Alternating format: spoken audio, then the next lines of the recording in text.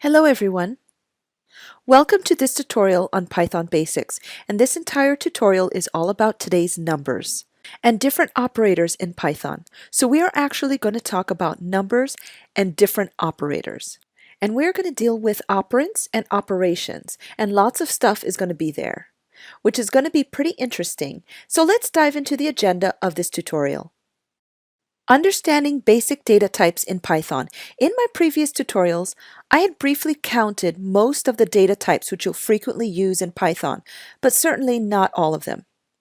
Understanding integer data types in Python. I will explain about integer data types and also float numbers, different operators that can be used in Python over integers.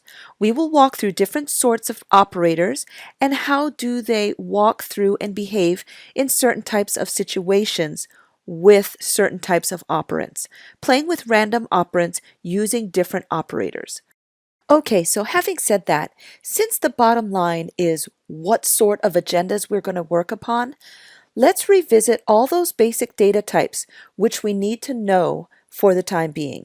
So I've just switched to my command prompt and started the Python interpreter. Let's take a value and store it. A equals 56. This is an integer data type. Now another data type is 56.7, which is actually a float value. So we have an integer and a float. And see, we're going to have a string, which we had already talked about. In D, we're going to have a complex number. And in the variable E, we're going to have a long number. Long numbers usually end with a capital L. That is the basic restriction between a normal integer and a long integer. You can even take a small integer, let's say 12, and designate it as a long integer.